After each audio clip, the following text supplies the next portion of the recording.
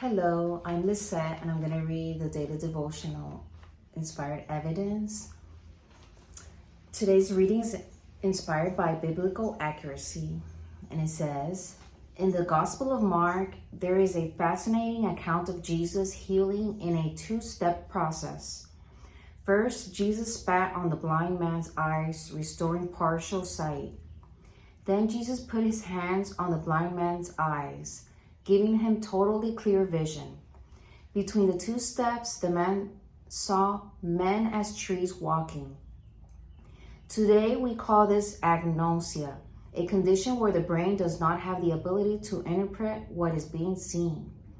There are many case histories of formerly blind people receiving sight but not perceiving what they are seeing. For example, Virgil, who had been blind from childhood, had his eyesight restored. When the bandages were removed, Virgil had no idea what he was seeing. His brain could not make sense of the images that his optic nerve was sending to his brain. He could see the parts of a cat clearly, such as the tail and the nose, but the cat as a whole was blurry. Trees didn't look like anything on earth, he said a few days after his operation. It was a month later before he finally saw the trees the way we do.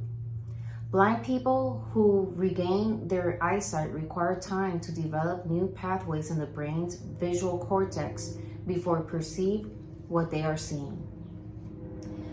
When Jesus healed the blind man, it was a two-step process. First, he healed the blindness in the eyes. Second, he healed the neurological pathways and connections in the brain. Why did Jesus do it this way? We don't know for sure, but it does give a stamp of authority to the authenticity of the account. Back in Jesus' day, there were no surgical ways of correcting blindness from birth. The writer could not have known about the problem of agnosia in the newly sighted.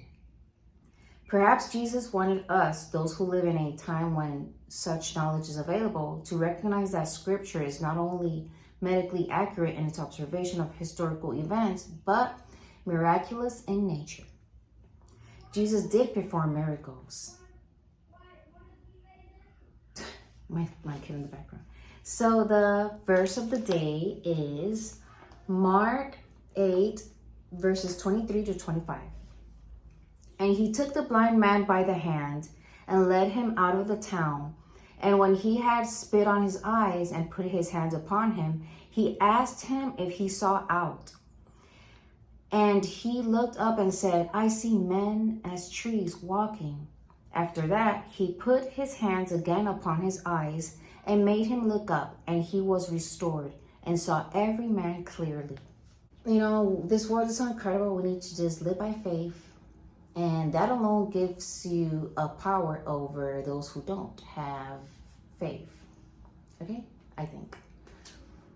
Because you develop a nature to yourself that it's like a built-in confidence. Happy Super Bowl day. May the best one win. You know what? I used to love Super Bowl parties for the drinks. No. But now I just love it for the commercials. Really? That's weird. Who does that? And the food, of course. Which, by the way, I need to go shopping for snacks and food. I'm making fried plantains, and I'm going over to my friend, and we're just going to watch the game today. And yeah, it's going to be fun. Anyhow, may God bless you today, and hope you have a great day, and may your team win. Don't be disappointed if they don't. It's going to be all right, okay? Bye.